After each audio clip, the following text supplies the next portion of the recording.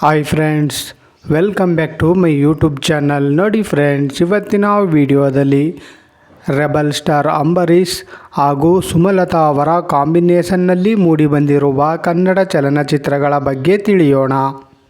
ಅದಕ್ಕೂ ಮುಂಚೆ ಯಾರ್ಯಾರೆಲ್ಲ ನಮ್ಮ ಚಾನಲ್ನ ಸಬ್ಸ್ಕ್ರೈಬ್ ಮಾಡ್ಕೊಳ್ಳದೆ ವಿಡಿಯೋ ನೋಡ್ತಾ ಇದ್ದೀರಾ ಅವರೆಲ್ಲರೂ ಕೂಡ ದಯವಿಟ್ಟು ಈ ಕೂಡಲೇ ಸಬ್ಸ್ಕ್ರೈಬ್ ಮಾಡ್ಕೊಳ್ಳಿ. ಹಾಗೆ ಪಕ್ಕದಲ್ಲಿ ಬರೋ ಬೆಲ್ ಐಕನ್ ಕೂಡ ಪ್ರೆಸ್ ಮಾಡಿ. ವಿಡಿಯೋಗೆ ಒಂದು ಲೈಕ್ ಮಾಡೋದಂತೂ ಮರಿಬೇಡಿ.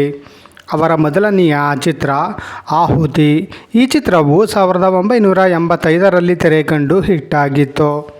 ಅವರ ಎರಡನೆಯ ಚಿತ್ರ ತಾಯಿಗೊಬ್ಬ ಕರ್ಣ. ಈ ಚಿತ್ರವು 1988ರಲ್ಲಿ ತೆರೆಕಂಡು ಹಿಟ್ಟಾಗಿತ್ತು.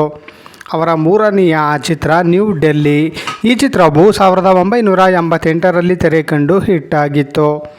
ಅವರ ನಾಲ್ಕನೆಯ ಚಿತ್ರ ರಾಜ ಯುವರಾಜ. ಈ ಚಿತ್ರವು 1989ರಲ್ಲಿ ತೆರೆಕಂಡು ಹಿಟ್ಟಾಗಿತ್ತು. ಅವರ ಐದನೆಯ ಚಿತ್ರ ನ್ಯಾಯಕ್ಕಾಗಿ ನಾನು. ಈ ಚಿತ್ರವು 1989ರಲ್ಲಿ ತೆರೆಕಂಡು ಆವರೇಜ್ ಆಗಿತ್ತು. ಅವರ ಆರನೆಯ ಚಿತ್ರ ಹಾಂಗ್ಕಾಂಗ್ನಲ್ಲಿ ಏಜೆಂಟ್ ಅಮರ್.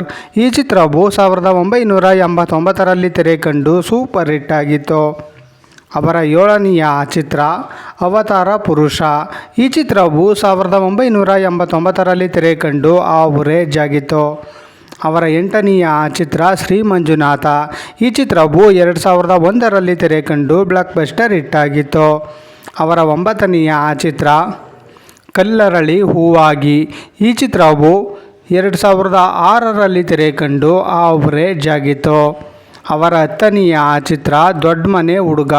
ಈ ಚಿತ್ರವು 2006ರಲ್ಲಿ ತೆರೆಕಂಡು ಹಿಟ್ಟಾಗಿತ್ತು.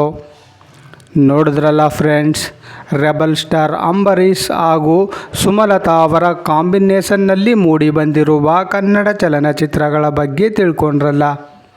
ಈ ವಿಡಿಯೋ ಇಷ್ಟ ಆದಲ್ಲಿ ಲೈಕ್ ಮಾಡಿ, ಶೇರ್ ಮಾಡಿ, ಕಮೆಂಟ್ ಮಾಡಿ. ಹಾಗೆ ಯಾರ್ಯಾರೆಲ್ಲ ನಮ್ಮ ಚಾನಲ್ನ ಇನ್ನೂ ಸಬ್ಸ್ಕ್ರೈಬ್ ಮಾಡ್ಕೊಂಡಿಲ್ವೋ ಅವರೆಲ್ಲರೂ ಕೂಡ ದಯವಿಟ್ಟು ಈ ಕೂಡಲೇ ಸಬ್ಸ್ಕ್ರೈಬ್ ಮಾಡ್ಕೊಳ್ಳಿ. ಹಾಗೆ ಪಕ್ಕದಲ್ಲಿ ಬರೋ ಬೆಲ್ ಐಕನ್ ಕೂಡ ಪ್ರೆಸ್ ಮಾಡಿ. ವಿಡಿಯೋಗೆ ಒಂದು ಲೈಕ್ ಮಾಡೋದಂತೂ ಮರಿಬೇಡಿ. ವಿಡಿಯೋ ನೋಡಿದ್ದಕ್ಕೆ ಧನ್ಯವಾದಗಳು.